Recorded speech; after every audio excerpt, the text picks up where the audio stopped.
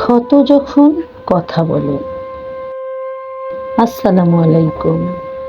মধুমালা ছোট্ট কুটিরে সবাইকে জানাচ্ছি অনেক অনেক প্রীতি এবং শুভেচ্ছা। চলে আসলাম নতুন একটা ভিডিওতে। বাইরে প্রচন্ড ঝড় হচ্ছে, আর আমার ঝড় হচ্ছে হৃদয়ে। আজ আমি আমার জীবনের সেই পাতাগুলো উল্টাবো, যা সচরাচর কেউ দেখে না। অনেকে আমাকে নিয়ে কথা বলেন, আমার ব্যক্তিগত জীবনের কাটাছেঁড়া করেন, কারণ আপনারা আমার ক্ষতগুলো দেখছেন, কিন্তু সেই ক্ষতের ভেতর দিয়ে যে নূর বা আলো প্রবেশ করছে তা হয়তো এখনো দেখেননি। হযরত শেখ সাদী রহমাতুল্লাহ আলাইহি বলতেন, পাথরকে আঘাত করলেই কেবল তা থেকে আগুন বের হয়। আমার জীবনটাও আজ সেই আগুনের মতো দীপ্ত। ক্ষুধার জ্বালা এবং রিজিকের মালিক। আমি ক্ষুধার্ত থেকেছি। অনেকে এটাকে আমার অভাব মনে করে করুণা করতে পারেন, কিন্তু আমি বলি সেই ক্ষুধার রাতগুলো ছিল আমার জন্য ইবাদত। কারণ পেটে যখন অন্ন থাকে না, তখনই কেবল বোঝা যায় আল রাজ্জাক মানে রিজিক দাতাকে। দুনিয়ার মানুষ আমাকে একবেলা খাওয়ালে 10 বার শোনায়, কিন্তু আমার রব আমাকে সারা জীবন খাইয়েও কখনো খোটা দেননি। হযরত বায়জিদ বুস্তামি রহমাতুল্লাহ আলাইহি বলতেন, অভাব হলো আল্লাহর পক্ষ থেকে বিশেষ মেহমান। আমি সেই মেহমানকে হাসি মুখে বরণ করেছি বলেই আজ মানুষের দয়ার মুখাপেক্ষী হতে হয় না।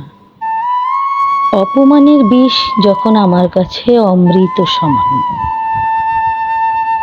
আমাকে অসম্মান করা হয়েছে, তুচ্ছ তাচ্ছিল্য করা হয়েছে, কিন্তু মনে রাখবেন, মাটির নিচে পচে যাওয়া বীজই একদিন বিশাল মহিরুহ হয়ে আকাশে মাথা তুলে দাঁড়ায়।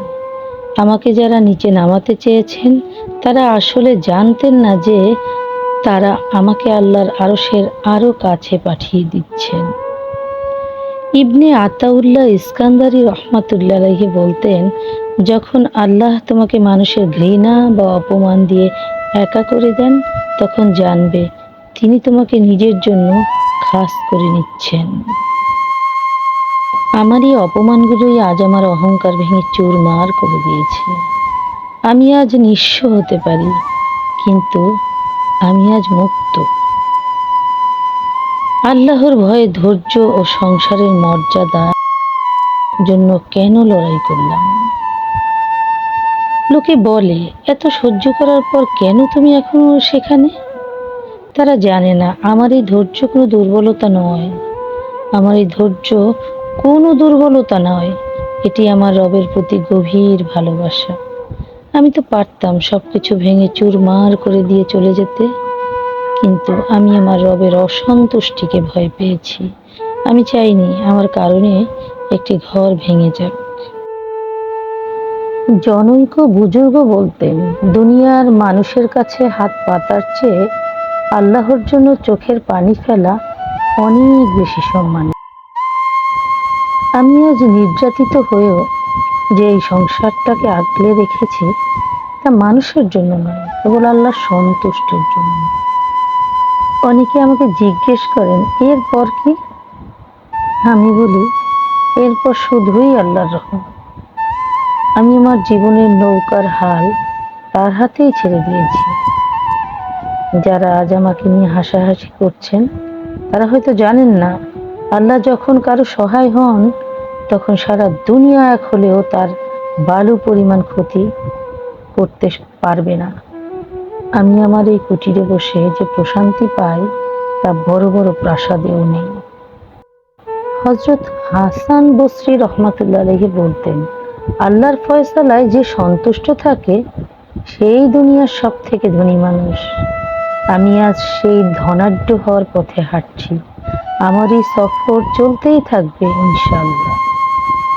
পরিচিতরা যখন আমাকে নিয়ে হাসাহাসি করেন, তারা কি জানেন আল্লাহর কাছে সবরকারীর মর্যাদা কতটুকু? আমার এই নীরবতাই আমার সব থেকে বড় প্রতিবাদ। মানুষজন মনে করে আমি একা, আমার কেউ নেই, কিন্তু তারা জানে না মানুষের ভিড়ে থাকলে অনেক সময় রবের ডাক শোনা যায় না। হযরত ইব্রাহিম বিন আদহাম রহমাতুল্লাহ আলাইহি বলতেন, আল্লাহর ভালোবাসা পাওয়ার জন্য মানুষের সংসর্গ ত্যাগ করাও এক ধরনের ইবাদত। আজ আমার এই একাকিত্বই আমার শক্তি। যারা আমাকে নিয়ে হাসাহাসি করছেন তারা আসলে আমাকে আল্লাহর আরো কাছে পাঠিয়ে দিচ্ছেন। আমার এই কুটিরের নির্জনতাই এখন আমার জান্নাতের বাগান। আপনারা যারা আমার ব্যক্তিগত জীবন নিয়ে কাটাছেঁড়া করেন তারা হয়তো দুনিয়ার আদালতে আমাকে পরাজিত ভাবছেন, কিন্তু মনে রাখবেন আসল আদালত এখনো বসা বাকি। হযরত আব্দুল কাদের জিলানী রহমাতুল্লাহ আলাইহি বলতেন, মুমিন কখনো মানুষের কথায় ভেঙে পড়ে না, কারণ তার হৃদয়ের চাবিকাঠি মানুষের হাতে নয়, সেটা স্বয়ং আল্লাহ পাকের হাতে। আপনারা আমাকে যত বেশি নিচে নামাতে চাইবেন আমার রব আমাকে তত বেশি উপরে তুলবেন, কারণ আমি জানি দুনিয়ার মিথ্যা সম্মানের চেয়ে পরকালের চিরস্থায়ী সম্মান হারানো বোকামি ছাড়া আর কিছুই নয়। সহ্য করা মানে হেরে যাওয়া নয়। আমি যে আর সব কিছু সহ্য করে যাচ্ছি, এই সংসার আগলে রাখছি, তা আমার দুর্বলতা নয়, এটা কখনোই আমার দুর্বলতা নয়, বরং এটা আমার ইমানের তেজ। ইমাম গাজ্জালী রহমাতুল্লাহ আলাইহি বলতেন, সবুর হলো এমন এক তলোয়ার যা কখনোই ভোঁতা হয় না। আমি সেই তলোয়ার দিয়েই আমার নফসকে জয় করেছি। আমার চোখের প্রতিটা ফোঁটা পানি আল্লাহর দরবারে জমা আছে। যারা আজ হাসছেন একদিন তারা আমার এই ধৈর্যের ফল দেখে বিস্মিত হবেন ইনশাআল্লাহ। আমার এই নীরবতাই একদিন উচ্চস্বরে কথা বলবে। বন্ধুগণ, আমার এই অতীতগুলো আজ আমার কাছে কোনো আবর্জনা নয়, এগুলো আমার জন্য হীরা জহরত। আমি এগুলোকে পুঁজি করেই আল্লাহর পথে হাঁটছি। আপনারা হয়তো আমাকে নিয়ে হাসাহাসি করেন আমার সাধারণ জীবন দেখে, কিন্তু আপনারা কি জানেন যাকে আল্লাহ তাআলা তার জিকির আর ভালোবাসার স্বাদ দিয়েছেন, দুনিয়ার কোনো রাজপ্রাসাদও তার কাছে খুব তুচ্ছ। হযরত ইব্রাহিম বিন আদহাম রহমাতুল্লাহ আলাইহি একবার রাজপ্রাসাদ ছেড়ে নির্জনে ইবাদত করতে গিয়ে বলেছিলেন, বাদশাহরা যদি জানতো আমরা এই দারিদ্র্যের মাঝে কি শান্তি আর আনন্দ পাচ্ছি, তবে তারা তলোয়ার নিয়ে আমাদের উপর ঝাঁপিয়ে পড়ত, সেই শান্তি ছিনিয়ে নিত। আমি আজ সেই বাদশাহীদের বাদশাহ। আমার এই কুটিরে বসে আমি যখন আমার রবের নাম নেই, তখন আমার মনে হয় সারা পৃথিবী আমার হাতের মুঠোয়। আপনাদের বিলাসিতা ক্ষণস্থায়ী, কিন্তু আমার এই আত্মিক সম্পদ চিরস্থায়ী।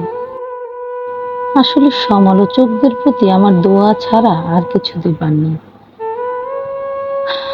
যারা আমার ব্যক্তিগত জীবন নিয়ে ট্রল করেন, তারা আমার ক্ষতগুলো নিয়ে হাসাহাসি করেন, আমি তাদের ঘৃণা করি না, বরং আমি আপনাদের জন্য দোয়া করি, কারণ আপনারা আমার ধৈর্য পরীক্ষা করার জন্য আল্লাহর প্রেরিত এক একজন উসিলা। হযরত হাসান বসরি রহমতুল্লাহ আলাইহি বলতেন, যখন কেউ তোমার গীবত বা সমালোচনা করে তখন সে আসলে তার আমলনামার নেকিগুলো তোমাকে দিয়ে দিচ্ছে, তাই আমি কেন আপনার উপর রাগ করব?